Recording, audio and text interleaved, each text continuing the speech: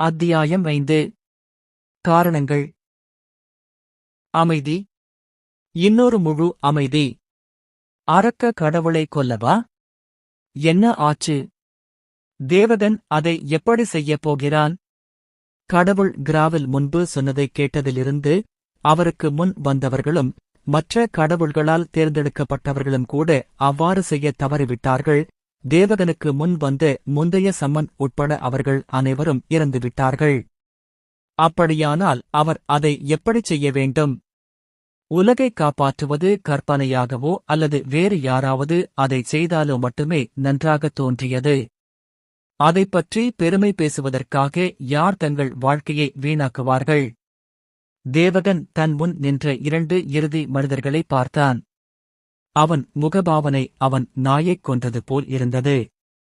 கடவுள் இருப்பதை விடக் கடுமையாகவும் கல் முகமாகவும் இருந்த கிராவில் கூட தேவகன் கூறியதை கேட்காதது போலின்று வானிலை மிகவும் நன்றாக இருக்கிறது என்று நினைப்பது போல் எதிர் திசையில் பார்த்தான். அவர்கள் இருவரும் தங்கள் கையை அசைப்பதன் மூலம் ஒரு முழு நாட்டையும் அழைக்கக்கூடிய மனிதர்கள்.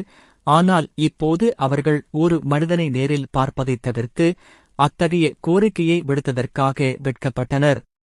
கடவுள் கடைசியாக அவனை பார்க்கத் துணிந்தார். நீ என்ன நினைக்கிறாய்? நீ எங்கள் திட்டத்தை ஏற்றுக்கொள்கிறாயா என்று கேட்டார். தேவகன் நோ, இல்லை, நஹி, நாடா, நகோ,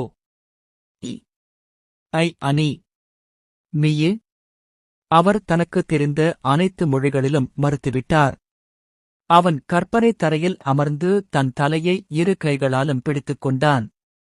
இன்னொரு முறை இறந்து விடுவது போல் உணர்ந்தான். அவன் மீண்டும் தன் முன்னால் இருந்த 2 தெய்வீக இருப்புகளை அவதூறுகளால் திட்ட ஆரம்பித்தான். உன்னை ஓத்துக்கோ, உன் அம்மாவை ஓத்துக்கோ, உன் தங்கையை ஓத்துக்கோ, உன் முழு குடும்பத்தையும் ஓத்துக்கோ. தேவகன் கடவுள் மற்றும் கிராவலின் 18 தலைமுறை மூதாதையர்களை சபிக்கத் தொடங்கினான். முந்தைய முறை போலல்லாமல் கடவுள் மற்றும் கிராவல் இருவரும் எந்த கொலை நோக்கத்தையும் வெளிப்படுத்தவில்லை.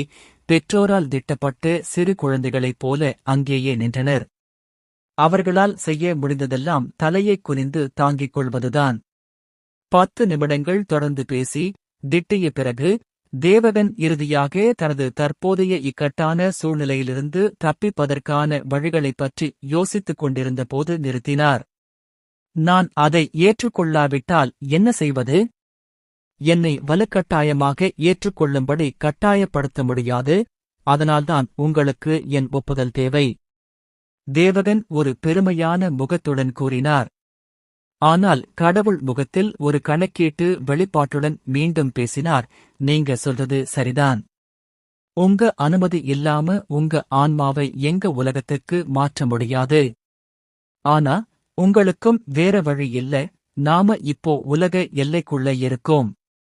நம்மைச் சுற்றியுள்ள குவிமாடத்தை பாருங்க. உங்க உலகத்துல இருந்து ஆன்மாக்களை வரவழைச்சப்போ நான் உருவாக்கிய ஒரு தனிப்பட்ட இடம் இது. அது இல்லாம இந்த இடத்துல எதுவும் இருக்கக்கூடாது. கடவுள் ஒரு பெருமையான தொனியில் சொன்னார்.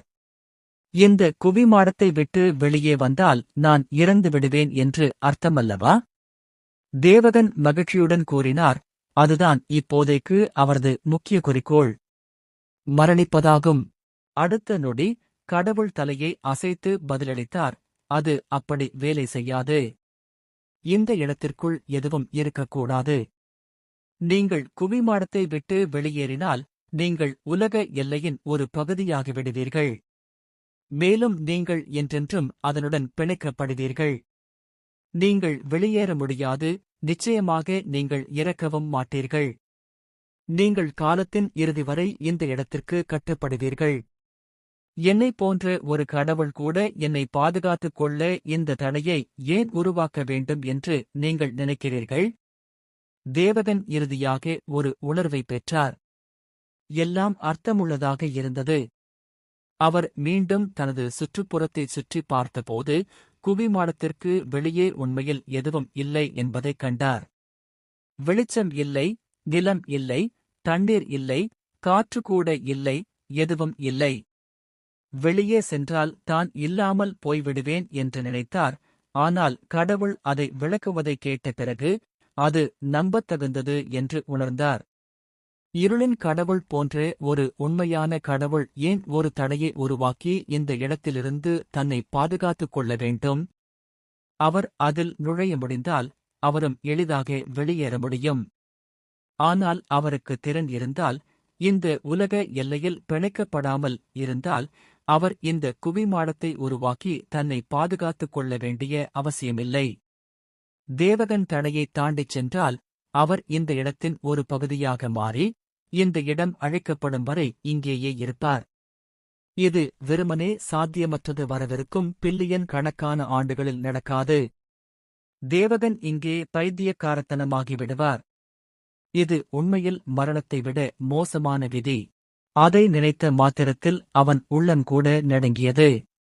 அவன் ஒரு நீண்ட பெருமூச்சு விட்டுவிட்டு தன் தற்போதைய சூழ்நிலையை ஏற்றுக்கொண்டான்.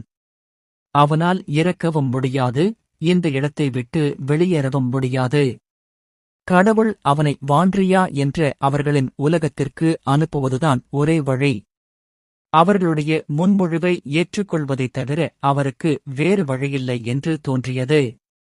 சரி, நான் அதைச் செய்வேன். நான் எவ்வளவு வேண்டுமானாலும் இறக்க விரும்பினாலும் இங்கேயே சிக்கிக்கொண்டு காலத்தின் இறுதி வரை அலைந்து திரிந்து பைத்தியமாகிவிட நான் விரும்பவில்லை. தேவகன் குரலில் அசௌகரியம் வெளிப்பட்டது.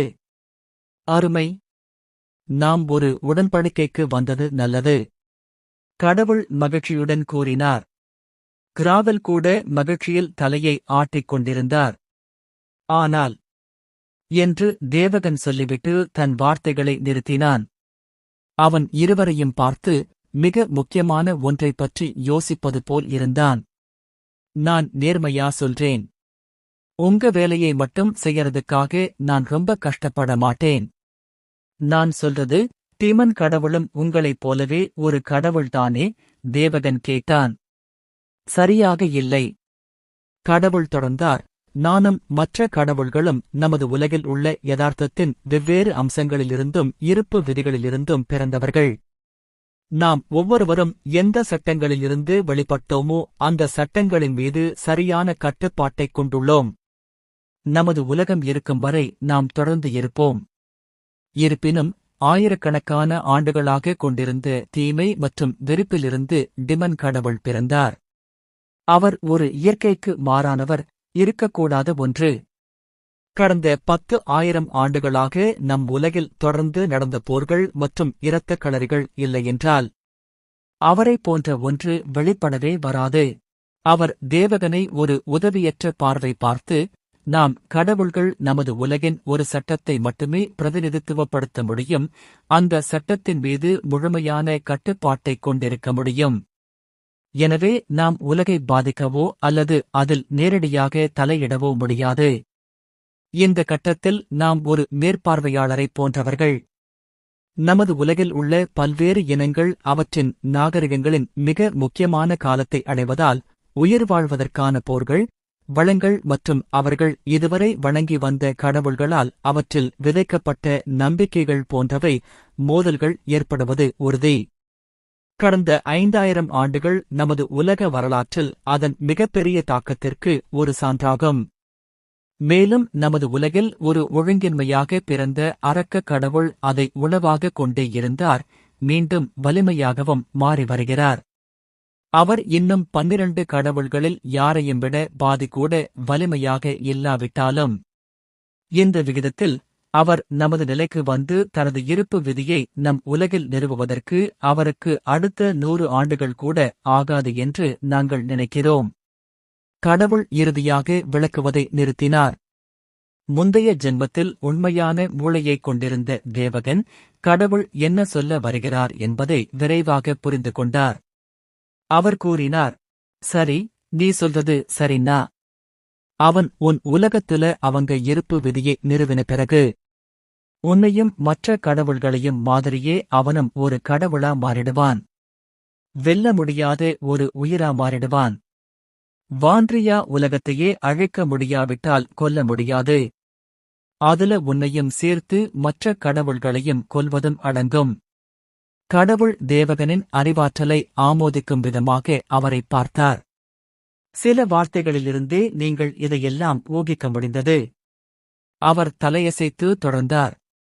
ஆனால் அது மட்டுமல்ல, அவர் உலகம் முழுவதும் போர், தீமை மற்றும் இரத்தக் களரி ஆகியவற்றிலிருந்து பிறந்த ஒரு ஒழுங்கின்மை என்பதால்.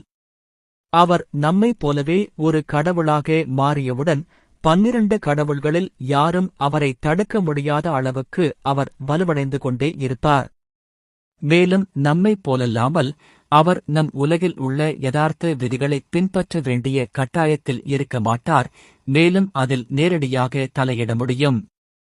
அவர் அனைத்து உயிரினங்களையும் அழித்துவிட்டு, கடவுள்களான நாம் கூட அவருக்கு முன்னால் எறும்புகளாக இருக்கும் உயரத்தை அடைய முடியும். கடவுள் கவலையான தொனியில் கூறினார். நீங்க என்னை விளையாடுறீங்களா? அது எப்படி சாத்தியம்? கடவுள்களை விட உயர்ந்த நிலையை அடைய? நீங்க பொய் சொல்றீங்க, தேவகன் ஆர்வத்துடன் சொன்னான். அது உண்மையாக இருக்க வேண்டும் என்று நான் விரும்புகிறேன். ஆனால் உங்கள் உலகத்தைப் போலல்லாமல் நம்முடையது மாயாஜாலத்தாலும் இயற்கை சக்தியாலும் நிரம்பியுள்ளது. அதனால் கடவுள்களான நம்மால் கூட அதை முழுமையாக கட்டுப்படுத்த முடியாது. மேலும் நாம் வெவ்வேறு யதார்த்த விதிகளை பிரதிநிதித்துவப்படுத்துவதால் நம் சக்திகளை இணைக்க முயற்சிக்கும்போது உலகம் நம்மை நிராகரித்து நம்மை ஒரு வெளிப்புற உயிரினமாக நடத்துகிறது. ஒரு வெளிநாட்டினர் உங்கள் வீட்டிற்குள் நுழைய முயற்சிப்பது போல. நாங்கள் ஏற்கனவே நூற்றுக்கணக்கான முறை முயற்சி செய்து தோல்வியடைந்துள்ளோம். அதனால்தான் 3000 ஆண்டுகளுக்கு முன்பு அதை முடிவுக்கு கொண்டு வருவதற்கான தீர்வை கண்டுபிடிக்க நாங்கள் கடவுள்கள் ஒரு ஒப்பந்தம் செய்தோம். பல தசாப்த கால ஆராய்ச்சிக்குப் பிறகு நாங்கள் ஒரு வழியை கண்டுபிடித்தோம். மற்ற உலகங்களிலிருந்து உயிரினங்களை வரவழைக்க தேவகன் இங்கு கொண்டுவரப்பட்டதற்கான சரியான காரணத்தை கடவுள் இறுதியாக விளக்கினார். எனவே இதுவே அதன் பின்னணியில் உள்ள முக்கிய காரணம். ஆனால் எனக்கு ஒன்று புரியவில்லை. நீங்கள் ஏன் மனிதர்கள் தேர்ந்தெடுத்தீர்கள்? ஏனென்றால் மல்டிவர்ஸில் வேறு உயர்ந்த வாழ்க்கை வடிவங்கள் இருக்க வேண்டும், இல்லையா? தேவகன் கேட்டார். உங்கள் நினைவுகளை நான் படித்திருக்காவிட்டால் மல்டிவர்ஸ் என்றால் என்னவென்று எனக்கு புரியாது. கடவுள் கூறினார். மேலும் தொடர்ந்தார். விஷயம் என்னவென்றால், மற்ற உலகங்களிலிருந்து வந்த மனிதர்களாகிய நீங்கள் நமது உலகின் சக்திகள் மற்றும் இயற்கை ஆற்றலுடன் மிகப்பெரிய தொடர்பைக் கொண்டுள்ளோம். வேறு வார்த்தைகளில் கூறுவதானால், காலப்போக்கில் உங்கள் மந்திர சக்திகளையும் அனுபவத்தையும் அதிகரிக்கும்போது நீங்கள் காலவரையின்றி வலிமையானவர்களாக மாறலாம். நீங்கள் ஒரு ஏஞ்சல் என்று அழைக்கக்கூடிய அதே நிலையை அடையும் திறனைக் கொண்டிருக்கிறீர்கள். இங்கே கிராவலைப் போலவே. கடவுள் தனது வார்த்தைகளை முடித்துவிட்டு தனது மிகவும் நம்பகமான ஊழியரான கிராவலை நோக்கி சுட்டிக்காட்டினார். அப்போ நீங்க ஒரு டெமிகாட் தானா? தேவகன் ஆச்சரியமான முகபாவத்துடன் கிராவலை பார்த்து கேட்டார். ஆமாம், நான் அப்படித்தான். ஆனா உங்களைப் போலவோ அல்லது தேர்ந்தெடுக்கப்பட்ட மற்றவர்களைப் போலவோ நான் வேற உலகத்தைச் சேர்ந்தவன் இல்ல. நான் நம்ம உலகத்துல பிறந்து என் சொந்த முயற்சியால தேவதை நிலையை அடைந்தேன். அந்த இலக்கை அடைய எனக்கு ஆயிரக்கணக்கான ஆண்டுகள் ஆச்சு. ஆனா டிமன் கடவுளைப் போல இல்ல. நான் ஒரு இயற்கையான உயிரினமா இருந்ததால நம்ம உலக விதிகளுக்கு கட்டுப்பட்டவன். அதனால இனிமே நம்ம உலகத்துல நடக்கிற விஷயங்களில் நேரடியா தலையிட முடியாது. டிமன் கடவுள் என் கூடவே பிறந்திருந்தா நானே அவனைக் கொன்றிருக்கலாம். ஆனா அதுக்கு ரொம்ப நாள் ஆயிடுச்சு. கிராவல் சொல்லிட்டு தலையை ஆட்டினான். அவன் மனசுல இருந்த மாதிரி. கிராவல் போன்ற பிடிவாதக்காரரின் பேச்சைக் கேட்ட பிறகு தேவகன் அது எவ்வளவு பெரிய விஷயம் என்பதை சரியாக புரிந்து கொண்டார். உலகம் இறுதி கட்டத்திற்கு வந்துவிட்டது. அதில் உள்ள மிக உயர்ந்த மனிதர்கள் அதை தடுக்க எதையும் செய்ய முடியாமல் தவித்தனர். உலகமே அவர்களின் தலையீட்டை நிராகரித்தது. அது மிகவும் சிக்கலான சூழ்நிலை. கடவுள்கள் கூட தங்கள் கட்டளைகளைச் செய்ய மற்ற உலகங்களிலிருந்து வரவழைக்கப்பட்ட மனிதர்களை நம்பியிருக்க வேண்டியிருந்தது என்பதில் ஆச்சரியமில்லை. எனக்கு ஒன்று மட்டும் புரியவில்லை. எல்லா கடவுள்களும் சேர்ந்து டிமன் கடவுளை கொல்ல ஒப்புக்கொண்டதாக நீங்கள் சொன்னீர்கள். ஆனால் ஏன் உங்களை பின்பற்றுபவர்கள் புறக்கணிக்கப்பட்டு இப்போது உலகம் முழுவதும் கொல்ல வேண்டிய பட்டியலில் இருப்பதாக அறிவிக்கப்பட்டனர்? நீங்கள் என்னிடமிருந்து எதையும் மறைக்கவில்லை, இல்லையா? தேவகன் புருவத்தை உயர்த்தி கேட்டு இருளின் கடவுளை சந்தேக பார்வையுடன் பார்த்தார். அவரது கேள்வியைக் கேட்ட கடவுள் தேவகனை உதவியற்று முகபாவத்துடன் பார்த்து, ஏனென்றால் கடவுள்களில் நானும் ஒளியின் கடவுளும் வலிமையானவர்கள். இருப்பினும் நான் மரணத்தையும் ஒரு உயிரினத்தின் இருப்பின் முடிவையும் பிரதிநிதித்துவப்படுத்துகிறேன். உலக மக்கள் இறப்பால் செழித்து வளரும் அத்தகைய கடவுளை உலகெங்கிலும் பலர் வணங்க விரும்ப மாட்டார்கள், இல்லையா? கடவுள் வெட்கத்துடன் கூறினார். வெளியே போங்க. முழு உண்மை. இல்லன்னா நான் உங்க முன்மொழிவை ஏற்றுக்கொண்டதை நீங்க மறந்துடலாம். தேவகன் கோபமான தொனியில் சொன்னான். அவன் முட்டாள் இல்லை. எங்கே வாழ்க்கை இருந்ததோ அங்கே மரணம் நிச்சயம் இருக்கும். ஆனால் அது மரணத்தையே வெறுக்க ஒரு சரியான காரணம் அல்ல, ஏனென்றால் அது எந்த உயிரினத்தின் இயற்கையான சுழற்சியின் ஒரு பகுதியாகும். உலகில் மிகவும் அழியாத விஷயம் கூட ஒரு காலத்திற்குப் பிறகு இல்லாமல் போய்விடும். எனவே கடவுள் தேவகனிடம் என்ன சொன்னாரோ அது முழுமையான உண்மை அல்ல, அல்லது அது ஆரம்பத்திலேயே முழு டிமனாக இருந்தது. கடவுள் மீண்டும் வாயடைத்துப் போனார். இந்த மனிதர் ஏன் இவ்வளவு புத்திசாலியாக இருக்கான்? கடந்த கால அனுபவங்களால்தான் எல்லோரையும் நம்பத்தகாதவராக கண்டாரா? அல்லது அவர் மிகவும் எச்சரிக்கையாக இருந்ததால்தானா? அவரிடம் பதில் இல்லை. சரி, நான் உண்மையைச் சொல்கிறேன். கடவுள் கோபமான முகபாவத்துடன் கூறினார். அது முழு உண்மையாக இருக்கும் வரை தேவகன் உறுதியான தொனியில் கூறினார். ஏனென்றால் என்னுடைய 8வது தேர்ந்தெடுக்கப்பட்டவர் முந்தைய சம்மன் மற்றும் உங்கள் முன்னோடி. அவர். கடவுள் தனது வார்த்தைகளை நிறுத்திவிட்டு ஒரு மோசமான நினைவைப் பற்றி புலம்புவது போல் தனது சிம்மாசனத்தில் தலையை சாய்த்தார். ஒரு டஜன் வினாடிகளுக்குப் பிறகு அவர் தொடர்ந்தார். அவர் தேர்ந்தெடுக்கப்பட்ட மற்ற எல்லா ஹீரோக்களையும் கொன்றார். அத்தியாயம் 6. தேவகன் தனக்கான உடலை தேர்ந்தெடுத்துவிட்டான். இன்னொரு முள் துளி மௌனம். கடவுள் தனக்கு வெளிப்படுத்தியதை தேவகனால் நம்பவே முடியவில்லை. மற்றொரு மனதை குழப்பும் கதை திருப்பம். முதலில் அது அரக்க கடவுளுக்கு எதிராக போராடுவதும், இப்போது அவரது முன்னோடி மற்ற கடவுள்களின் தேர்ந்தெடுக்கப்பட்ட ஹீரோக்களை ஏற்கனவே ஒரு முறை கொன்று இருக்கிறார்கள்.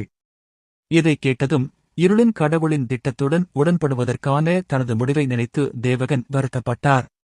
இப்போதுதான் வாண்ட்ரியாவின் முழு உலகமும் 3 நூற்றாண்டுகளுக்கு முன்பு இருளின் கடவுளை வணங்கி அவரை பின்தொடர்ந்தவர்களை கண்டவுடன் கொல்ல உத்தரவை பிறப்பித்தது அவருக்கு புரிந்தது.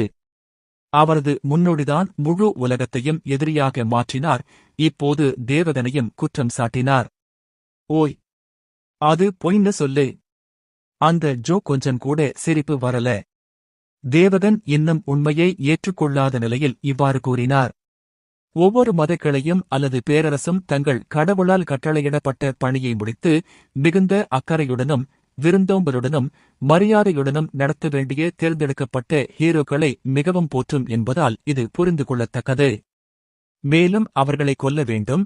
அவர்களில் ஒருவரை மட்டுமல்ல, இந்த 11 ஹீரோக்களையும் அவர்களைப் போலவே அதே பணியைச் செய்த ஒருவரால் கொல்ல வேண்டும். ஒருவருக்கொருவர் தங்கள் மனக்கசப்புகள் மற்றும் அலட்சியங்களை பொருட்படுத்தாமல் அனைத்து ஆளும் அதிகாரிகளும் ஒன்றுபட்டு பொறுப்பான முக்கிய தரப்பினரையும் அவர்களுடன் தொடர்புடைய எவரையும் படுகொலை செய்வதில் ஆச்சரியமில்லை. அதனால்தான் இருளின் கடவுளும் அவரது ஆதரவாளர்களும் 300 ஆண்டுகளுக்கு முன்பு வரலாற்றில் இருந்து வேரூன்றிவிட்டனர். நான் உங்கள் உலகத்திற்குள் நுழைந்தவுடன் நீங்கள் தேர்ந்தெடுத்த ஹீரோவாக யாராவது என்னை உண்மையான அடையாளத்துடன் அறிந்தவுடன் நான் கொல்லப்படுவேன் என்று அர்த்தமல்லவா? தேவகன் பரிதாபமான முகத்துடன் கேட்டார். அவர் மலையின் உச்சியை அடைந்திருந்தார், ஆனால் நேராக ஒரு எரிமலைக்குள் விழுந்தார் என்று நினைத்துக் கொண்டார். அடப்பாவி, என் துரதிருஷ்டம் என் 2வது பிறவியிலும் என்னை விட்டு போக மாட்டேங்குது. தேவகன் தனது மிகவும் மோசமான அதிர்ஷ்டத்தைப் பற்றி புலம்பினார். அதை செய்வதை விட அவருக்கு வேறு வழியில்லை. இல்லையெனில் அவர் என்றென்றும் உலக எல்லைக்குள் சிக்கிக் கொள்வார். இப்போ என்ன?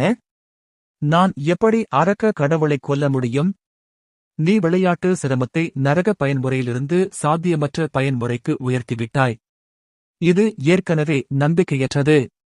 எனக்கு இன்னும் 10 உயிர்கள் இருந்தாலும் கூட என்னால் இதைச் செய்ய முடியும் என்று நான் நினைக்கவில்லை.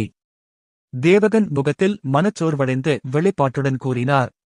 அவர் இப்போது அவரது ஆன்மா வடிவத்தில் இல்லை என்றால் அவர் ஏற்கனவே கண்ணீர் வடித்திருப்பார். இயற்கையாகவே நீங்கள் அந்த உண்மையை மறைக்க வேண்டியிருக்கும். குறைந்தபட்சம் முழு உலகத்தையும் உங்கள் சொந்தமாக எதிர்கொள்ளும் அளவுக்கு நீங்கள் வலிமை பெறும் வரை. கடவுள் இது மிகவும் சாதாரணமானது போல் கூறினார். தேவகன் கண்களை உருட்டினார். உலகத்தை நீங்களே எதிர்கொள்கிறீர்களா? அது அவ்வளவு எளிதானது என்று அவர் நினைக்கிறாரா? இதன் பொருள் தேவகன் ஒரு குற்றவாளி, ஒரு திருடன், முழு உலகமும் தொடர்ந்து வேட்டையாடப்படுவதால் ஓடிப்போகும் இரையைப் போல வாழ வேண்டியிருக்கும். சுருக்கமாக சொல்லப்போனால் நான் ஹீரோன்னு தெரிஞ்சா வரவங்க போறவங்க எல்லாம் அடிப்பாங்க. கவலைப்படாதே. உன் வருகையை மறைக்க எனக்கு இயல்பாகவே வழி இருக்கிறது. கடவுள்களோ அல்லது அவர்களை பின்பற்றுபவர்களோ அதை கண்டுபிடிக்க முடியாது. மேலும் உன் அசல் உடல் அழிக்கப்படுவது நமக்கு சாதகமாகிவிடும். மீண்டும் தற்கொலை செய்து கொள்ளும் நிலையில் இருந்த தேவகனை ஆறுதல் படுத்த முயன்று கடவுள் கூறினார். நீங்க என்ன சொல்றீங்க? அதுக்கும் என் அசல் உடலுக்கும் என்ன சம்பந்தம்? கேட்டார். இயற்கையாகவே நாங்கள் உங்களுக்காக ஒரு புதிய உடலை கட்ட வேண்டும். அல்லது சில மணி நேரங்களுக்கு முன்பு இறந்த ஒருவரின் உள்ளே உங்கள் ஆன்மாவை நான் வைக்க முடியும். உங்கள் விருப்பத்தை தேர்வு செய்யவும். கடவுள் ஒரு உண்மையான தொழில்முறை நிபுணரைப் போல பேசினார். மேலும் தனது கற்பனை கண்ணாடியை தனது ஆள்காட்டி விரலால் அசைத்தார். மனிதர்களாகிய நமக்கு உங்கள் உலகில் மாயாஜாலத்துடன் மிக உயர்ந்த தொடர்பு இருப்பதாக நீங்கள் முன்பு சொன்னீர்கள். நான் ஒரு புதிய உடலில் சென்றாலும் அல்லது வேறொருவரின் உடலுக்குள் மாற்றப்பட்டாலும் கூட மற்ற ஹீரோக்களுடன் ஒப்பிடும்போது நான் ஒரு சாதாரண மனிதனாகவும் பலவீனமாகவும் இருக்க மாட்டேன் அல்லவா? தேவகன் ஒரு சரியான கருத்தை முன்வைத்து கேட்டார். சரியாக இல்லை. இந்த விஷயத்தில் நான் பல தசாப்தங்களாக ஆராய்ச்சி செய்து வருகிறேன். அது உடல் அல்ல, உங்கள் ஆன்மா என்பதை கண்டறிந்தேன். நமது உலகில் வசிப்பவர்களுடன் ஒப்பிடும்போது உங்கள் ஆன்மாக்கள் மதிய சூரியனைப் போல பிரகாசமாக இருக்கின்றன. அது மட்டுமல்ல, அவை காலப்போக்கில் மந்திர மற்றும் இயற்கை சக்தியையும் உறிஞ்சி சேகரிக்க முடியும். எனவே நீங்கள் ஒரு தேவதூதரைப் போல வலிமையானவராக மாறலாம். உங்கள் உடல் ஒரு வசதியான ஊடகம் மட்டுமே. கடவுள் விளக்கினார். மரணம் மற்றும் ஆன்மாக்கள் என்று வரும்போது தனது அறிவு தேடும் மனதை வெளிப்படுத்தினார். தனக்கு வரவிருக்கும் விதியை ஏற்றுக்கொண்ட தேவகன் இந்த 2 விருப்பங்களைப் பற்றி சிந்திக்கத் தொடங்கினார். சரி, உங்களால் உண்மையிலேயே எனக்கு உயிரில்லாத ஒரு உடலை உருவாக்க முடியுமா? நான் ஜாம்பியாகவோ அல்லது எலும்புக்கூடாகவோ மீண்டும் பிறக்க மாட்டேன், இல்லையா? தேவகன் கேட்டார். அவர் இந்த விஷயத்தில் மிகவும் எச்சரிக்கையாக இருக்க வேண்டும். இல்லையெனில் அவர் இறக்காதவனாகவோ அல்லது நடக்கும் பேசும் எலும்புக்கூடாகவோ மாறி அவர் சந்திக்கும் எவராலும் முதல் பார்வையில் கொல்லப்படுவாரா என்பது யாருக்கு தெரியும்? அந்த மரணம் பரிதாபப்படக்கூட தகுதியற்றதாக இருக்காது. மாறாக அதைப் பற்றி கேள்விப்பட்ட எவரும் தரையில் விழுந்து சிரித்து விடுவார்கள். நீ யாருடன் பேசுகிறாய் என்று நினைக்கிறாய்? நான் வாழ்க்கையின் கடவுள் இல்லை என்றாலும் எனக்கு அந்த சக்தி இருக்கிறது. அது மட்டுமல்ல, உன்னுடைய குறிப்பிட்ட உடல் அமைப்பை என்னால் உனக்கு உருவாக்க முடியும்.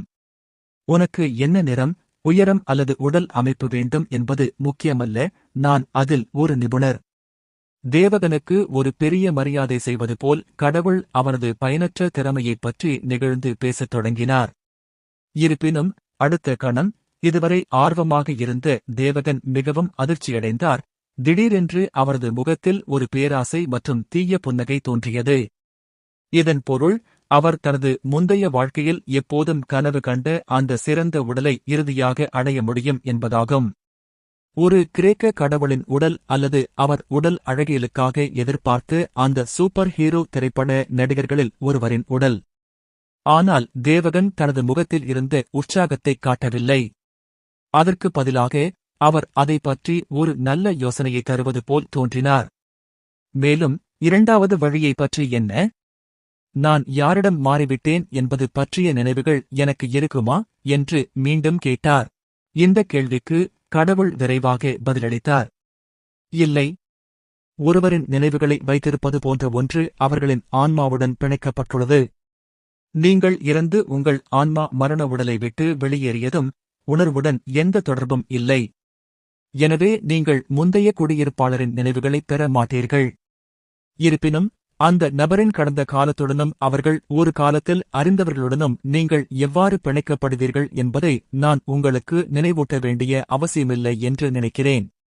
மேலும் நீங்கள் இனி அந்த நபரும் வேறொருவரும் அல்ல என்பதை நீங்கள் வெளிப்படுத்த முடியாது என்பதால் நீங்கள் அந்த பாத்திரத்தை வகிக்க வேண்டும். ஆனால் இதற்கு அதன் நன்மைகள் உள்ளன. நமது உலகில் மிகவும் செல்வாக்கு மிக்க ஒருவரின் உடலுக்குள் உங்கள் ஆன்மாவை மாற்ற முடியும். நமக்கு விருப்பங்கள் இருந்தால் ஒரு அரச குடும்பத்தைச் சேர்ந்தவராகவோ அல்லது ஒரு பேரரசராகவோ கூட. எனவே அதைப் பற்றி கவனமாக சிந்தியுங்கள். கடவுள் சொல்லிவிட்டு தேவகனுக்கு அதைப் பற்றி தனியாக சிந்திக்க விட்டுவிட்டார்.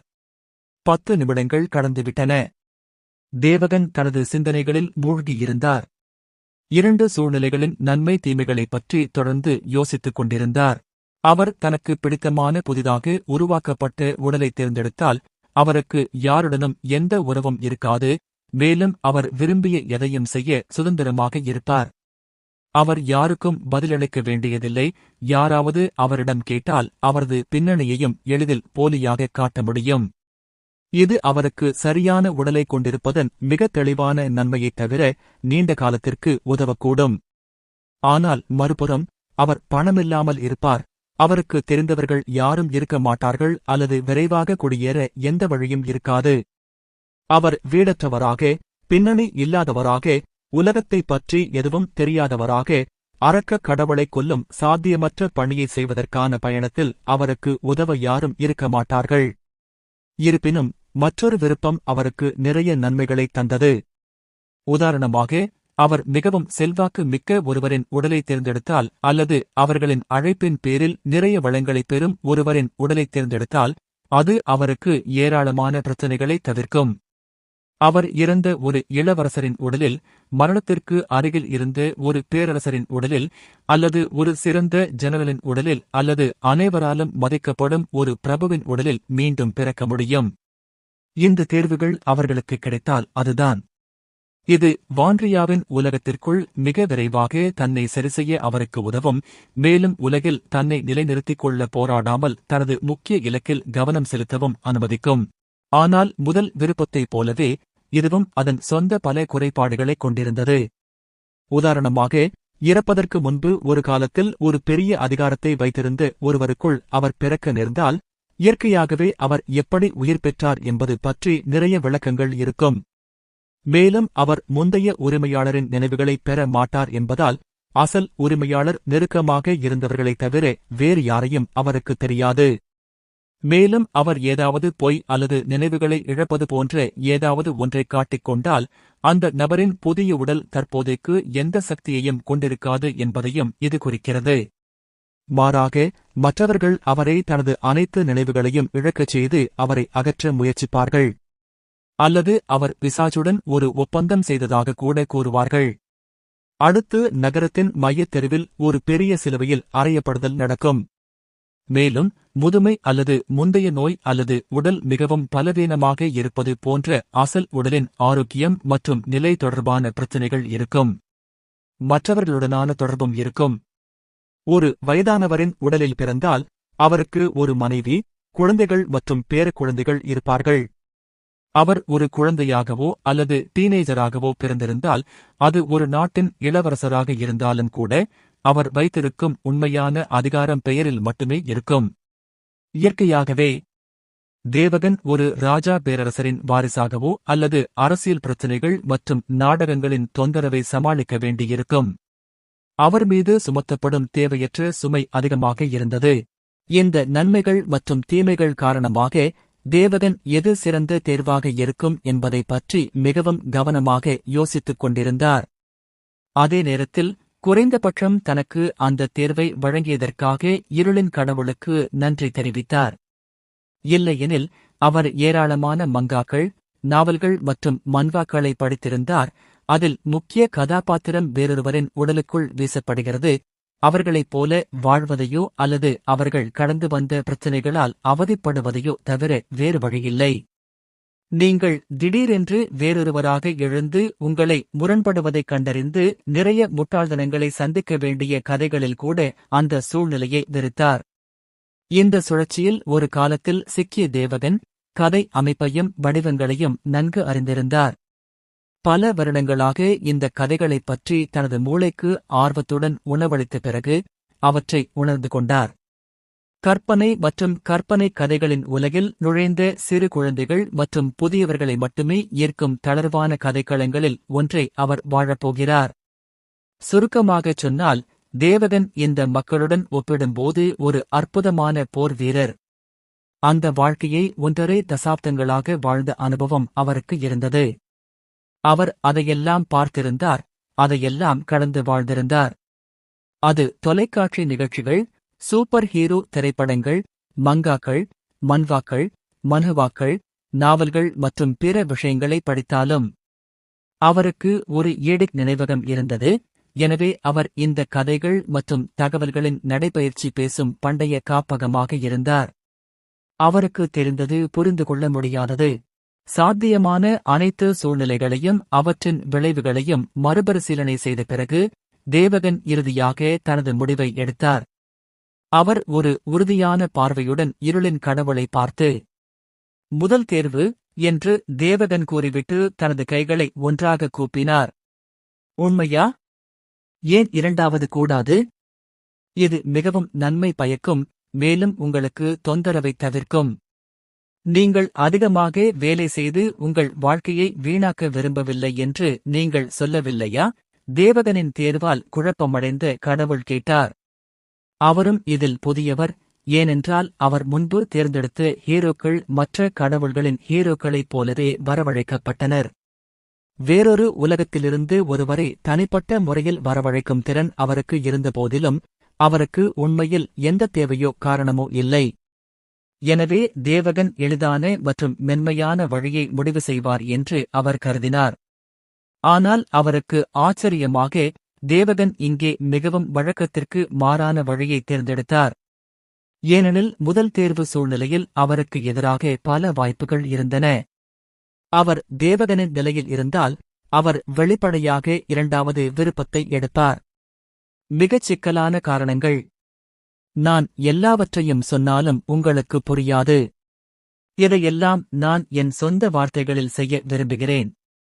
நான் மற்றவர்களைச் சார்ந்து இருந்ததிலிருந்தோ அல்லது மற்றவர்கள் என்னை பற்றி என்ன நினைக்கிறார்கள் என்பதைப் பற்றி அக்கறை கொண்டதிலிருந்தோ, குடும்பம், நண்பர்கள், காதலர்கள் அல்லது ஒரு சமூகம் போன்ற ஏதாவது ஒன்று அவற்றின் இருப்புக்கான காரணத்தை நீங்கள் எடுத்துக்கொண்டால் எந்த மதிப்பும் இல்லை.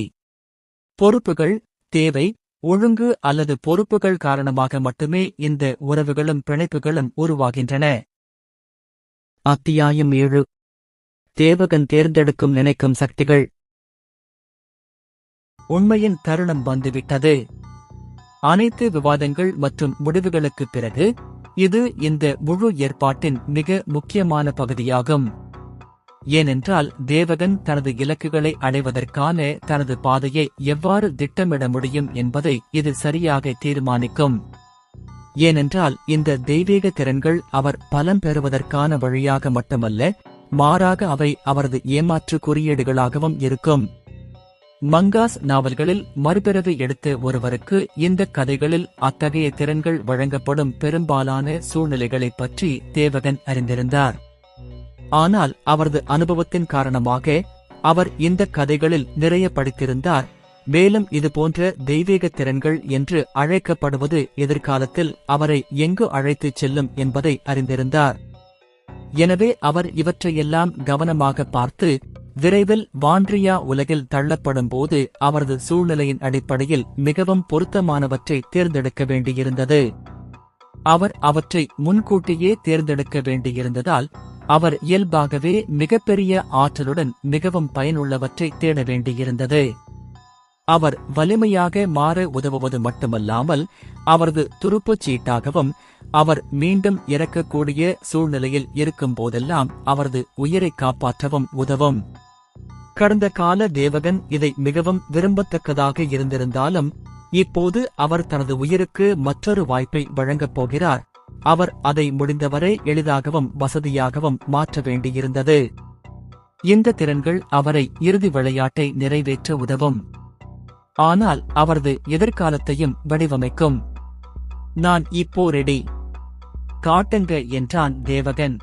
நீங்கள் 2 தெய்வீக திறன்களை மட்டுமே தேர்வு செய்ய அனுமதிக்கப்படுகிறீர்கள். ஒவ்வொரு கடவுளும் அவற்றை தங்கள் ஹீரோக்களுக்கு கொடுக்கிறார்கள்.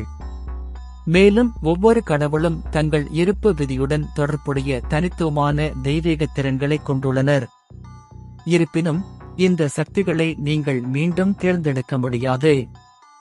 எனவே நீங்கள் அதை பற்றி மிகவும் கவனமாக சிந்திக்க வேண்டும். கடவுள் சொல்லிவிட்டு தனது இடது கையை அசைத்தார். திடீரென்று தேவகனின் முன் 50க்கும் மேற்பட்ட வீடு போன்ற பெரிய ஒற்றைக்கல் கற்கள் தோன்றி வரிசையில் நிற்கத் தொடங்கின. அவற்றில் சில தங்கம், வெள்ளி மற்றும் சில வெண்கல ஒளியை உமிழ்ந்தன.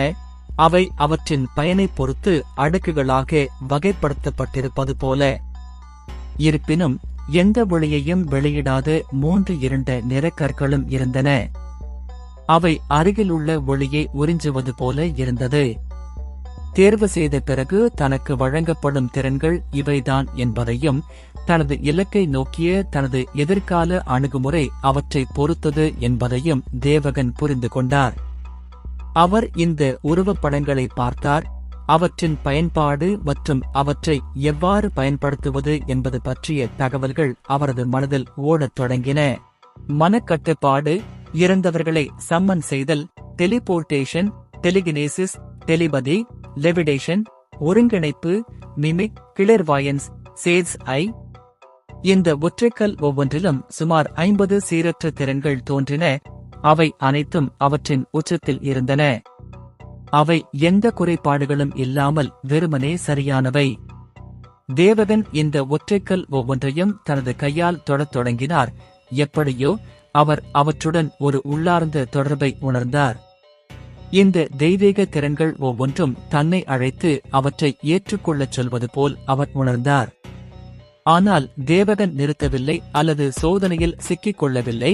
அவர் கடுமையாக அவை அனைத்தையும் ஒவ்வொன்றாக பார்த்து கொண்டே இருந்தார். அதை குழப்ப அவரால் முடியவில்லை. சிறிது நேரத்திற்கு பிறகு அவர் அனைத்து தங்கம், வெள்ளி மற்றும் வெண்கல ஒற்றைக்கல்களையும் பார்த்துவிட்டுச் சென்றார். அவர் ஆர்வத்துடன் கேட்டார், இந்த பிரகாசமான விளக்குகள்ல என்ன இருக்கு? ஏன் அவை வெவ்வேறு நிறங்களில் ஜொலிக்கின்றன? கடவுள் தேவகனை பார்த்து, உங்களுக்கு முன்னாடி வந்த ஹீரோக்களால் அதிகம் தேர்ந்தெடுக்கப்பட்டவை தங்கம்தான். அவர்களுக்கு வழங்கப்பட்ட 2 இடங்களுக்கு குறைந்தது 4 முறை போல. வெள்ளி 3 முறை, வெண்கலம் 2 முறை என்றார். அந்த கருப்பு நிறத்தில் ஒலிக்கிறது, அது என்ன? தேவகன் கேட்டான். ஒருமுறை கூட அதை யாரும் எடுக்கவில்லை. கடவுள் பதிலளித்தார். இந்த திறமைகள் எல்லாம் அற்புதமானவை. அவற்றை மிகவும் சாதகமான விளைவுகளுக்கு பயன்படுத்தலாம். என் முன்னோர்கள் இவற்றில் பலவற்றை தேர்ந்தெடுத்ததில் ஆச்சரியமில்லை. சரியாக பயன்படுத்தினால் அவை எனக்கென ஒரு சாம்ராஜ்யத்தை உருவாக்கவும், ஒரு தசாப்தம் அல்லது 2 தசாப்தங்களுக்குள் அரக்க கடவுளை எதிர்த்து போராடும் அளவுக்கு வலிமையை பெறவும் எனக்கு உதவும். வெறுமனே ஆச்சரியமாக இருக்கிறது. தேவகன் ஆமோதிக்கும் விதமாக தலையசைத்தார். ஆனால் அடுத்த நொடியில் அவர் பதிலளித்தார், எனினும் அவை அனைத்தும் சில நிபந்தனைகளுக்கு உட்பட்டவை. உதாரணமாக, மனக்கட்டுப்பாடு. ஒரு நபரின் மனதை எனக்காக வேலை செய்யவோ அல்லது என் கட்டளைப்படி செய்யவோ கட்டுப்படுத்த குறைந்தபட்சம் 1 நிமிடமாவது நான் அவர்களின் கண்களை பார்த்து ஒரு தூண்டுதல் உரையாடலை நடத்த வேண்டும். வாழ்க்கை மற்றும் இறப்புக்கான போராட்டத்தின் போது அது ஒருபோதும் பயனுள்ளதாக இருக்காது. ஏனென்றால் எதிரி வார்த்தைகளால் விஷயங்களை தீர்ப்பதில் ஆர்வம் காட்ட மாட்டார் என்பது தெளிவாகிறது. மேலும் நெக்ரோமேன்சர் திறன். இறந்தவரை எனது இந்த திறன் மூலம் அழைக்கப்பட்ட இராணுவத்தின் ஒரு பகுதியாக மாற்ற கல்லறைகளை கொள்ளையடிக்க என்னை தேவைப்படுத்துகிறது. எதிர்காலத்திற்கு மிகவும் பயனுள்ளதாக இருக்கிறது, ஆனால் மிகவும் சலிப்பானது. தெளிவுத்திறன் எதிர்காலத்தில் ஒரு குறிப்பிட்ட நேரத்தை மட்டுமே கடந்து செல்ல முடியும், ஆனால் அதன் விளைவாக அதை பயன்படுத்த முடியாது. அதை மீண்டும் பயன்படுத்த நான் சில மணி நேரம் காத்திருக்க வேண்டும்.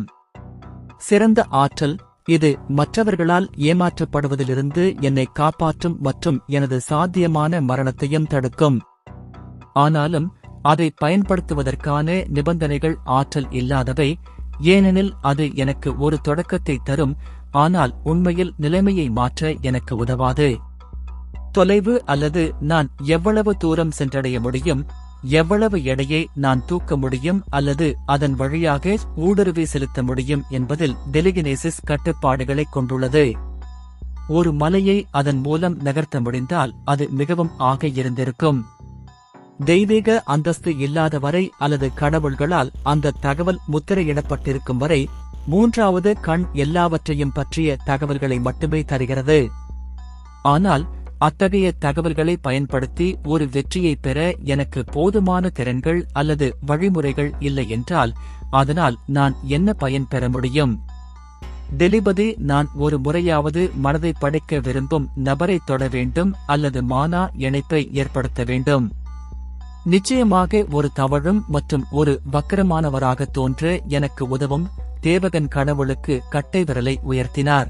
பின்னர் அவர் சந்தை அபாயங்களுக்கு உட்பட்ட இந்த தெய்வீக திறன்களின் அனைத்து தொந்தரவான விதிமுறைகள் மற்றும் நிபந்தனைகளையும் பட்டியலிடத் தொடங்கினார்.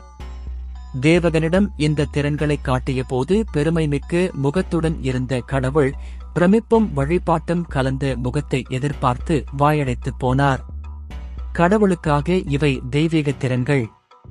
இந்த நபர் அவை எப்படி வசதியற்றவை என்றும் சில சூழ்நிலைகளுக்கு மட்டுமே பயனுள்ளதாக இருக்கும் என்றும் புகார் கூறினார்.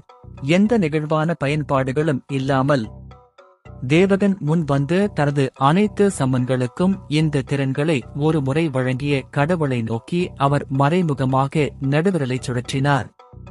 அவரது பில்லியன் கணக்கான ஆண்டுகால இருப்பில் முதல் முறையாக கடவுள் அழுவது போல் உணர்ந்தார். தேவகன் அடிப்படையில் அவரது முகத்தில் மீண்டும் மீண்டும் உதைத்துக் கொண்டிருந்தார். ஒவ்வொரு முறையும் தீவிரம் முன்பை விட அதிகமாகிக் கொண்டே வந்தது. கிராவல் கூட கடவுளை பரிதாபத்துடன் பார்த்தார். அப்படியானால் ஏன் உங்கள் சொந்த தெய்வீக திறன்களை நீங்கள் உருவாக்கக்கூடாது? கடவுள் அவரது மனதில் மட்டுமே பதிலடி கொடுக்க முடியும். அதை சத்தமாகச் சொல்வது இறந்த மனிதனின் ஆன்மாவின் சில வார்த்தைகளால் தூண்டப்பட்ட சர்வவல்லமையுள்ள கடவுள் என்ற அவரது பிம்பத்தை குறைத்துவிடும். அவர் பேசத் தொடங்கியவுடன் தேவகன் தனது பார்வையை மூன்றாவது இருக்கும் சக்தியை இருண்ட ஒற்றை பாறைகள் மீது திருப்பி அவற்றை பார்க்கத் தொடங்கினார். உறிஞ்சும் திறன். பரிமாண சட்டம். தொகுப்பு. இந்த 3 தெய்வீக திறன்களைப் பற்றிய தகவல்கள் தேவனின் மனத்தால் முழுமையாக புரிந்து கொள்ளப்பட்டதைப் போலவே அவருக்கு வார்த்தைகள் வரவில்லை. அவற்றை படித்து பார்த்தபோது அவரது முகத்தில் ஒருவித குழப்பம் தோன்றியது. அந்த திறன்கள் அவற்றைப் பற்றிய விவரங்களைக் கொண்டிருந்தன. அவையாவன: தெய்வீக திறன், உறிஞ்சும் திறன். தெய்வீக திறனின் உரிமையாளர் இலக்கு வைக்கப்பட்டு உயிரினத்தின் உடல் மற்றும் மாயாஜால திறன்களை உரிமையாளருக்கு எந்த சிக்கல்களோ அல்லது பக்க விளைவுகளோ இல்லாமல் உள்வாங்க அனுமதிக்கிறது. இருப்பினும் இந்த தனிப்பட்ட திறன்களுக்கான கட்டுப்பாடுகள் மற்றும் பயன்பாட்டு விதிமுறைகளை உரிமையாளர் இன்னும் பின்பற்ற வேண்டியிருக்கும். நிபந்தனை: இந்த திறனை பயன்படுத்துவதற்கு முன்பு அதன் திறன்களை உறிஞ்ச வேண்டிய இலக்கு இறந்திருக்க வேண்டும். இல்லையெனில் உறிஞ்சுதல் தோல்வியடையும். மேலும் அந்த நபர் இறந்து நீண்ட காலமாக இருந்திருக்கக்கூடாது. மேலும் இரத்த தேவைகள் அல்லது உடல் பாகங்கள் போன்ற ஏதாவது இருந்தால் இந்த திறன்களை முழுமையாக பிரித்தெடுக்கும் அளவுக்கு உடல் போதுமான வடிவத்தில் இருக்க வேண்டும். இலக்கின் உடல் அளவிட முடியாத அளவுக்கு அழிக்கப்பட்டாலோ அல்லது திறன் உறிஞ்சுதலுக்கு தேவையான அளவு போதுமானதாக இல்லாவிட்டாலும் தோல்வி ஏற்படும். பின்னர் அவர் இரண்டாவது தெய்வீக திறனை படித்தார். தெய்வீக திறன், பரிமாண விதி. இந்த தெய்வீக திறனின் உரிமையாளர் அவர்களைச் சுற்றியுள்ள அனைத்து இடங்களையும் வெற்றிடங்களையும் அணுக முடியும். அவர்கள் வெற்றிடத்தை திறந்து உடலுக்கு எந்த தீங்கும் விளைவிக்காமல் அதில் நுழைய முடியும். மேலும் உடலின் ஒரு பகுதியை வெற்றிடத்திற்குள் அதே நேரத்தில் வைக்க அனுமதிக்கிறது. அதே நேரத்தில் உடலின் மற்ற பகுதிகள் அசல் உடலுக்கு தீங்கு விளைவிக்காமல் உண்மையான உலகில் இருக்கும். சட்டத்தின் தேர்ச்சி அதிகரிப்பதன் மூலம் பயனரால் வெற்றிடத்திற்குள் இருக்கக்கூடிய பயண தூரம் மற்றும் நேரம் அதிகரிக்கிறது. நிபந்தனை: உரிமையாளர் விண்வெளி சக்தி மற்றும் சட்டத்தில் மிகவும் திறமையானவராக இருக்க வேண்டும். உரிமையாளர் முன்னிபந்தனைகளை பூர்த்தி செய்தால் மட்டுமே இந்த தெய்வீக திறனை அணுக முடியும். பின்னர் அவர் மூன்றாவது தெய்வீக திறனுக்குச் சென்றார். தெய்வீக திறன் தொகுப்பு. தொகுப்பு நடைமுறையில் உள்ள திறன்கள் மற்றும் திறன்களின் செயல்பாட்டுக் கொள்கைகளின் அடிப்படையில் ஒரு புதிய மாறுபாட்டை உருவாக்க உரிமையாளர் 2 வெவ்வேறு உடல் திறன்கள் மற்றும் சக்தியின் திறன்களை மீண்டும் உருவாக்க அனுமதிக்கிறது. உருவாக்கப்படும் திறன்கள் உரிமையாளரின் உடல் அல்லது மனநிலையில் எந்த பக்க விளைவுகளையும் ஏற்படுத்தாது. இந்த திறனை வெவ்வேறு உயிரினங்கள் மற்றும் திறன்களை கலந்து உயிரினங்களை உருவாக்கவும் பயன்படுத்தலாம். நிபந்தனை: தொகுப்பு செய்வதற்கு முன் செயல்முறைக்கு தேவையான உடல் திறன் மற்றும் திறன்கள் போன்ற சில முன்னிபந்தனை நிலைகள் பூர்த்தி செய்யப்பட வேண்டும். உருவாக்கப்படும் உயிரினங்களின் வலிமையும் சிறப்பும் அவை பரிசோதிக்கப்பட்ட அடிப்படை பொருள்களை பொறுத்தது. தேவகன் மீண்டும் வார்த்தைகளால் முடங்கிப் போனார். இந்த 3 திறன்களும் பட்டியலில் இருக்கும் என்று அவர் எதிர்பார்க்காத ஒன்று. தனது முன்னோடிகள் இந்த 3 தெய்வீக திறன்களை ஏன் ஒரு முறை கூட தேர்ந்தெடுக்கவில்லை என்பதை அவர் புரிந்து கொண்டார். அவர்களுக்கு தேவையான சூழ்நிலைகள் உண்மையில் மிகவும் தொந்தரவாகவும் அடைய கடினமாகவும் இருந்தன. ஆனால் தேவகன் அவர்கள் அனைவரிடமிருந்தும் வேறுபட்டவர்.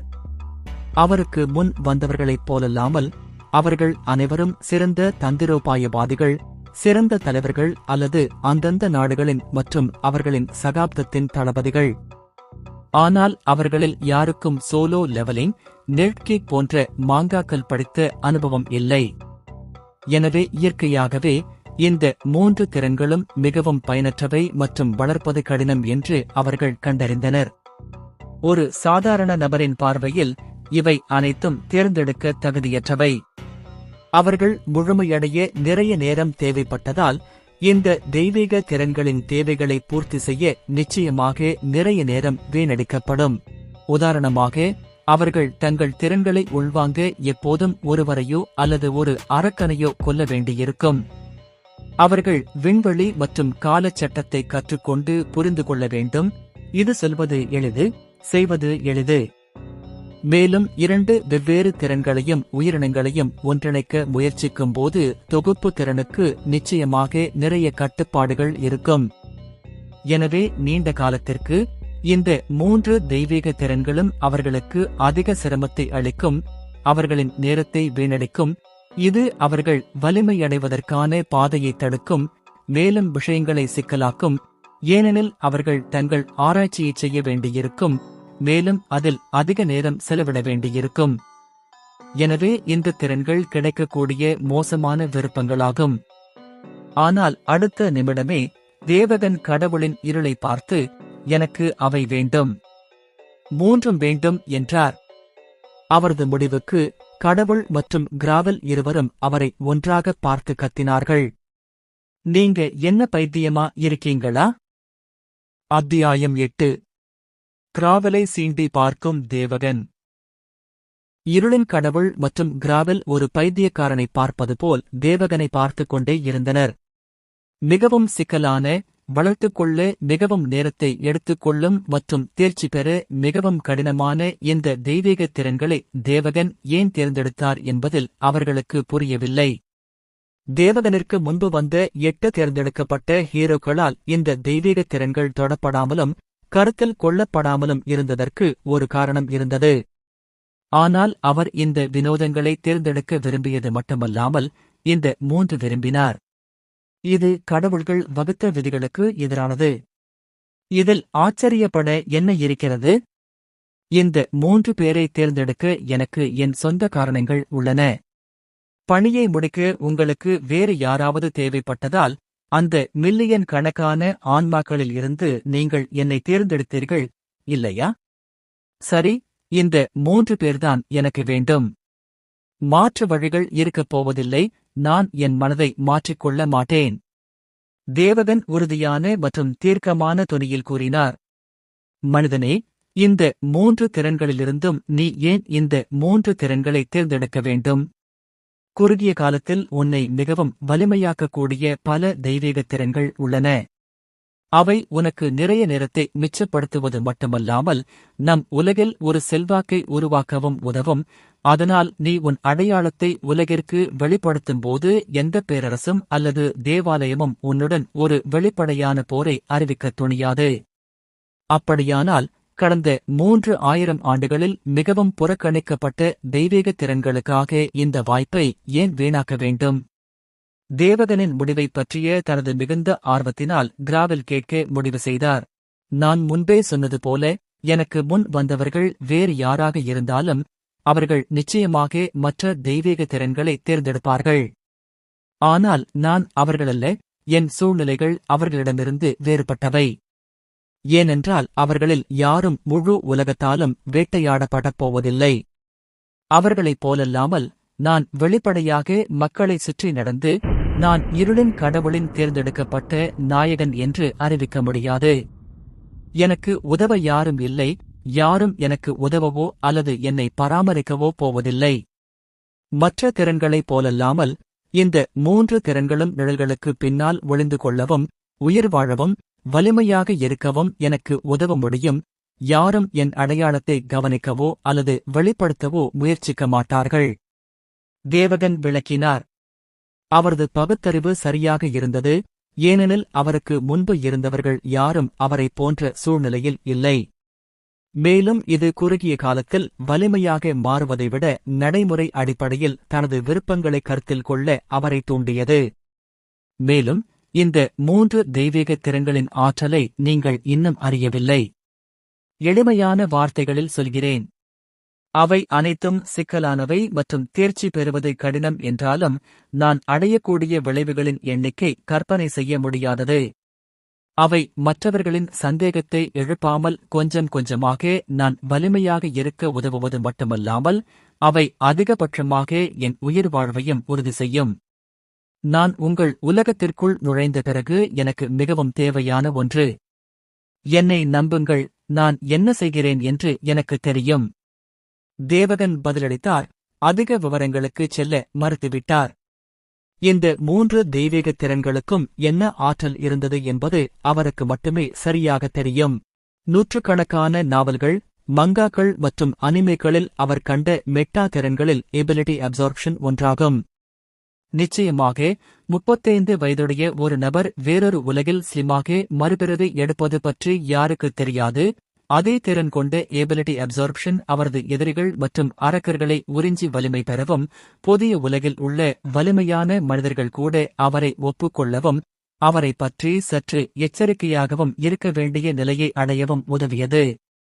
நிச்சயமாக அவர் தி டைம் ஐ காட் ரிமூர் டெம்பஸ்டை பற்றி ஒரு ஸ்லிமாக மறுபிறவி எடுத்ததைப் பற்றி யோசித்துக் கொண்டிருந்தார். எனவே அவர் எபிலிட்டி அப்சார்ப்ஷனை பார்த்தபோது தேவகன் முதலில் நினைத்தது அவர் எவ்வளவு அதிர்ஷ்டசாலி என்றும் அவர் ஏற்கனவே ஜாக்பாட்டை அடித்துவிட்டார் என்றும்தான்.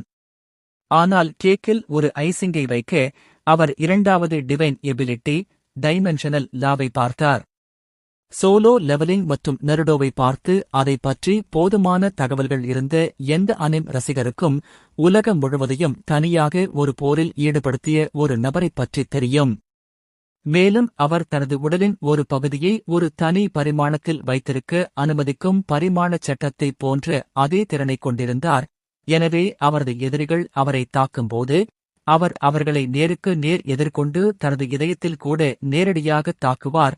அதே நேரத்தில் எதிரியின் ஆயுதம் அவரை ஊடுருவி செல்லும்படி செய்வார்.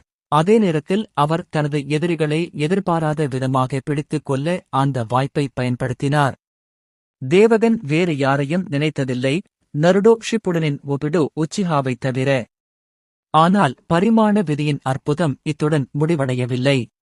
இந்த தெய்வீகத் திறன் அவரை வெற்றிடத்தில் ஒரு விரிசலை திறந்து தற்போதைக்கு அதில் ஒளிந்து கொள்ள அனுமதித்தது. மேலும் அவரது தேர்ச்சி முன்னேறும்போது அவர் வெற்றிடத்திற்குள் பயணித்து வேறு எங்காவது அதிலிருந்து வெளியேறவும் முடிந்தது.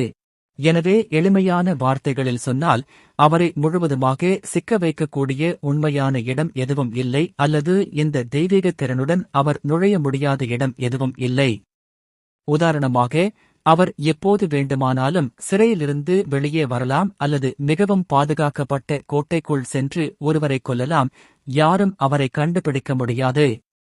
வெளிப்படையாக, தேவகன் விண்வெளி மற்றும் காலச்சட்டத்தின் மீதான தனது இல்லாத தேர்ச்சியால் அத்தகைய முடிவுகளை அடைய முடியாது, ஆனால் காலப்போக்கில் அவர் அந்த சாதனையை அடைவதையும் கற்பனை செய்ய முடியும். மேலும் உங்கள் வயிற்றை சுவையான உணவால் நிரப்ப மூன்றாவது தெய்வீக திறன் தொகுப்பு இருந்தது. வேறொரு உலகில் மறுபிறவி எடுக்கும் பல கதாநாயகர்களைப் போல தேவகனிடம் ஒரு ஓபி அமைப்பு இருக்கப் போவதில்லை என்பதால் அது அவர்களை வழிநடத்தும், அவர்களை வலிமையாக்க உதவும், காவிய வாள்கள் அல்லது உபகரணங்கள் போன்ற வெகுமதிகளை வழங்கும், எங்கிருந்தும் இல்லாத பொருட்களை உருவாக்கும், கலாச்சாரம், தொழில்நுட்பம் மற்றும் அறிவியல் முன்னேற்றம் போன்ற அதன் சூழலின் அடிப்படையில் அந்த உலகத்தில் சேரக்கூடாத விஷயங்களை உருவாக்கும், தனது பாதுகாப்பை உறுதி செய்வதற்கும் தன்னை வலிமையாக்குவதற்கு மட்டுமல்லாமல் மிகவும் அதிகமாக ஓபி ஆகவும் உதவும் நம்பகமான வழியை கண்டுபிடிப்பதற்கும் அவருக்கு ஒரு வழி தேவைப்பட்டது. மேலும் சிந்தசிஸ் அவருக்கு அதைத்தான் வழங்கியது. திறன் உறிஞ்சுதலை பயன்படுத்துவதன் மூலம் அவர் தனது இலக்குகளின் உடல் திறன்களையும் சக்தியின் திறன்களையும் பெற முடியும். ஆனால் அதுதான் எப்போதும் இருக்கும். அசாத்திய திறன்களையும் கற்றுக்கொள்ள அவர் இயற்கையாகவே மிகவும் வலிமையான எதிரிகளை தேட வேண்டியிருக்கும். மேலும் அவர்கள் ஒருவருக்கொருவர் மாறுபடும். ஆனால் சிந்தேசிஸ் டிவைன் ஏபிலிட்டி மூலம் அவர் ஏற்கனவே கற்றுக்கொண்ட திறன்களை ஒன்றிணைக்க மட்டுமல்லாமல் வெவ்வேறு உயிரினங்களை ஒன்றிணைக்கவும் அதை பயன்படுத்த முடியும். உதாரணமாக, அவர் ஒரு அரக்கனை கொன்று அவற்றின் திறன்களைப் பெற்று பின்னர் அந்த அரக்கனை பயன்படுத்தி மற்றொரு அரக்கனுடன் ஒன்றிணைந்து புதிய அரக்கனை உருவாக்க முடியும். இது முந்தையதை விட பலவீனமாக இருக்காது, மாறாக இன்னும் சக்தி வாய்ந்ததாக இருக்கும். மேலும் தேவகன் தனது இந்த படைப்புகள் இயற்கையாகவே தனக்கு விசுவாசமாக இருக்கும் என்று உணர்ந்தார். இல்லையெனில் அவரது சொந்த படைப்புகள் அவரை கொல்ல முயற்சித்தால் தொகுப்பு ஒரு தெய்வீக திறன் என்று அழைக்கப்படாது. இந்த திறனைக் கொண்டு அவரால் தனக்கென ஒரு சிறிய அரக்கர்கள் அல்லது மனிதர்களை உருவாக்க முடியும் என்பது மட்டுமல்லாமல் ஒரு குறிப்பிட்ட பணி அல்லது வேலையைச் செய்ய தேவையான புதிய உயிரினங்களையும் உருவாக்க முடியும். அந்த வேலைகளுக்கு ஒரு குறிப்பிட்ட வகை திறன்கள் மற்றும் உடல் நன்மை தேவைப்படும். எதிர்காலத்தில் அவர் காலப்போக்கில் தனது படைப்புகளைக் கொண்ட ஒரு சக்தி வாய்ந்த இராணுவத்தை உருவாக்க முடியும். இது ஒரு குறிப்பிட்ட சொல்லணும்னா சோலோ லெவலிங்ல கொல் அரக்கர்களை ஷேடோ வீரராக மாத்திரை மாதிரி. தேவகனுக்கு தேவையானது வலிமை பெறுவதற்கும் இந்த திறன்களை பரிசோதிப்பதற்கும் நேரம் மட்டுமே. இந்த 3 தெய்வீகத் திறன்களின் பயன்பாடு இது மட்டும் அல்ல என்று அவர் இயல்பாகவே நம்பினார். இது புத்தகத்தின் அட்டைப்படமாக மட்டுமே இருக்க வாய்ப்புள்ளது. மேலும் ஆராயப்பட வேண்டிய பயன்பாடுகள் மற்றும் பல்வேறு பயன்பாடுகள் இன்னும் நிறைய இருக்கும். மற்ற தெய்வீகத் திறன்களுடன் ஒப்பிடும்போது இவை மற்ற தெய்வீகத் திறன்களைப் போல எளிதானவை அல்லது வசதியானவை அல்ல, ஆனால் அவற்றின் ஆற்றல் கற்பனை செய்ய முடியாதது. மேலும் அவர் அரக்கக் கடவுள் போன்ற ஒருவருடன் சமமான அடிப்படையில் போராட வேண்டுமென்றால் அவருக்கு ஒரு வகையான சக்தி மட்டுமல்ல, வான்ட்ரியா உலகில் அவர் கண்டுபிடித்து பயன்படுத்தக்கூடிய அனைத்தும் தேவைப்பட்ட. சண்டையின் முடிவில் அவன் உயிருடன் இருக்க விரும்பினால் அதுதான்.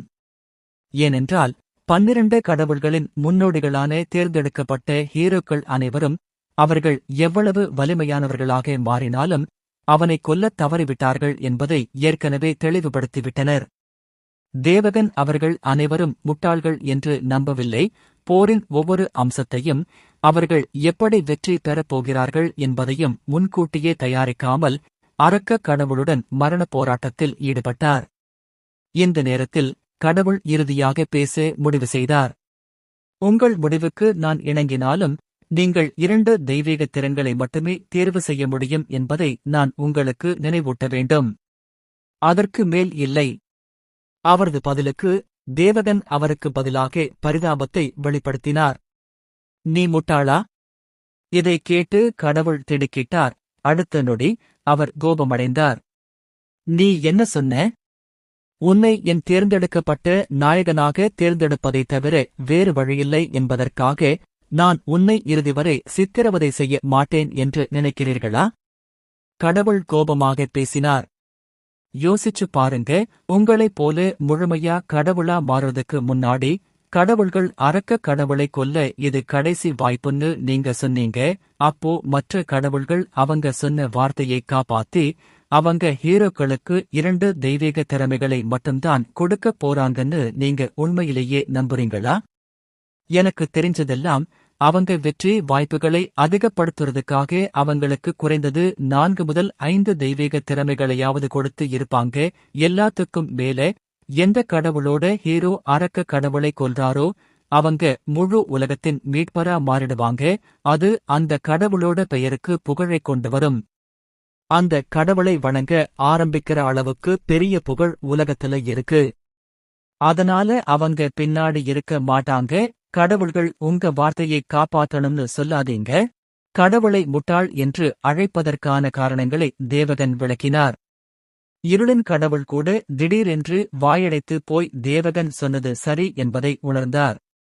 இதுவே அவர்களுக்கு கடைசி வாய்ப்பு என்பதால் தங்கள் ஒப்பந்தத்தை மதிக்க எவ்வளவு விரும்பினாலும் யாரும் பின்வாங்கப் போவதில்லை. தேவகன் சொன்னது போல வெற்றியாளர் முழு உலகத்தாலும் வணங்கப்படுவார். அவர்களைக் கொண்டு வந்த கடவுள் முழு உலகத்தின் மிகவும் பிரபலமான மற்றும் வணங்கப்படும் கடவுளாக மாறுவார். இருளின் கடவுள் போன்ற ஒருவர் வெறுக்கப்பட்டு இப்போது முழு உலகத்தாலும் மறக்கப்பட்டாலும் இது ஒரே இரவில் அவரது முன்னாள் மகிமையை மீண்டும் கொண்டு வரக்கூடும். தனது முந்தைய தேர்ந்தெடுக்கப்பட்ட நாயகனின் செயல்களால் மற்ற கடவுள்களின் தொடர்ச்சியான கேலி மற்றும் கேலி பேச்சுகளால் அவரும் சோர்வடைந்து எரிச்சலைந்தார். அவர்களால் அவரை கொல்ல முடியாதது போல அவராலும் அவர்களை கொல்ல முடியவில்லை.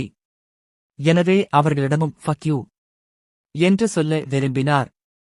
மற்ற எல்லா கடவுள்களையும் விட ஒருவரை ஒருவர் உயர்த்திக் கொள்வதற்கு இது ஒரு சிறந்த வாய்ப்பாகவும் இருந்தது. ஆனால் அவர் ஒரு முட்டாள் அல்ல. அவர் தேவகனை பார்த்து, நீங்கள் தேர்வு செய்ய வேண்டிய தெய்வீக திறன்களின் அதிகபட்ச எண்ணிக்கை 3 இருக்க வேண்டும். ஏனெனில் இந்த திறன்கள் உங்கள் ஆன்மாவில் பதிக்கப்படும். மேலும் உங்கள் ஆன்மாசாரத்தின் ஒரு பகுதி தொடர்ந்து செயல்பட வேண்டும். காலப்போக்கில் உங்கள் ஆன்மா நம் உலகில் வலுவடையும். ஆனால் ஆன்மாசாரத்தின் நுகர்வும் அவ்வாறே இருக்கும். 3 தெய்வீக திறன்களுக்கு மேல் இருந்தால் அது உங்கள் ஆன்மாவையும் உங்கள் எதிர்கால பலத்தையும் மோசமாக பாதிக்கும்.